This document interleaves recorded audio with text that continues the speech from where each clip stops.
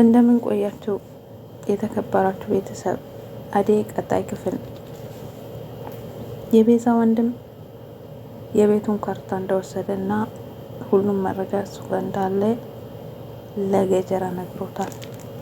ምክንያቱም እህቴ እስር ቤት ናት፣ አንተ ልትረዳኝ ይገባል፣ አግዘኝ፣ እህቴ ከእስር ቤት እንድትወጣልኝ ብሎታል። ታዲያ ገጀራውም ጉንፋን ይዞኛል ውድ ቤተሰብ፣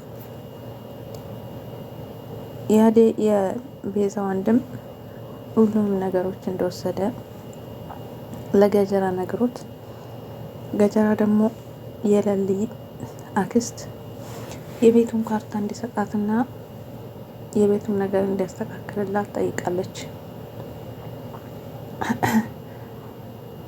ገጀራው ግን ጥሩ ከከፈልሽኝ ችግር የለም ብለዋታል። ግን ደግሞ የቤቱን ካርታ አስቀድሞ አውቋል ገጀራ ማን እንደወሰደ፣ የቤዛ ወንድም እንደወሰደና የቤዛ እጅ እንዳለበትም ደርሶበታል በፊትም። ምክንያቱም ባቡሬ መጥቶ ይሄ ነገር አንተ ያደርገኝ ከሆነ መቼም ቢሆን አለቅም ብሎታል። ታዲያ ቤዛ ከኔ ተደብቃ ይህንን ነገር እያደረገች ነው ብሎ ተጠራጥሮ ነበር ባቡሬ። እውነትም ቤዛ ኃይለኛ ናት። ቤዛ እንደው ቤዛ በቀላል ትወጣለች። ቤዛ በለሊ ምክንያትም በስራ ልትጠየቅበት ይገባል። የቤቱ ካርታ ሳይሸጥ ሳይለወጥ ለሊ ቢደርስበትና ቤቱ ወደ እሷ ቢመለስ መልካም ነው። እኔ በፊት የመሰለኝ የኤላ ቤት መስሎኝ ነበረ ካርታው። ነገር ግን የለሊ የቤተሰቦቿ ቤት ነው እና ያን ካርታ ነው የወሰዱት። በፊትም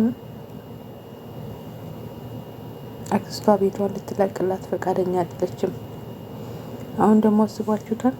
የቤት ካርታ ተመልሶ እጇ ሲገባ አዴና ዴቭም ለመጋባት እየተዘጋጁ ነው።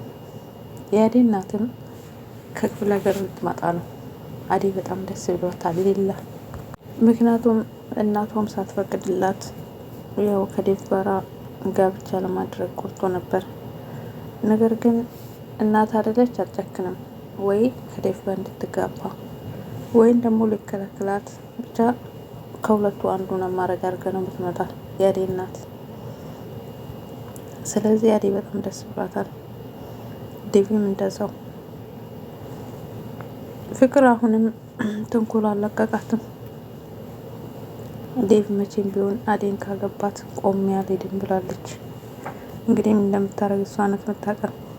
ሩታ ደግሞ ሆስፒታል ትመላለሳለች። ዶክተሩ ልቡ ያለ ሌላ ጋ ነው። ሩታ ደግሞ ምን ይሁን ታማ ይሁን ምን አጋጥሟት ይሁን ብቻ የሆነ ስጦታ እየተሸከመች ወደ ሆስፒታሉ ትመላለሳለች። መቼም አንድ ቀን ዶክተሩ ረዳታል ብዬ አስባለሁ። ውድ ቤተሰቦቼ ጉንፋን በጣም አሞኛል፣ ጉሮሮኝ ብዙ ላወራ አልቻልኩም። ለማንኛውም መልካም ቆይታ ይሁንላችሁ። አዴና ዴቭ መልካም ጋብቻ ይሁንላቸው። ለልዬም እየተሻላት ነው። የባቡሬ እናት ግን እያመማት ነው። ታዲያ ሐኪም ቤት ሄዳ ግን ምንም አትልም፣ ደህና ነች ብሏል ዶክተሩ። እና ቀጣይ ክፍል ላይ በሰላም እንገናኝ። ሰብና ላይክ አድርጉ እስቲ።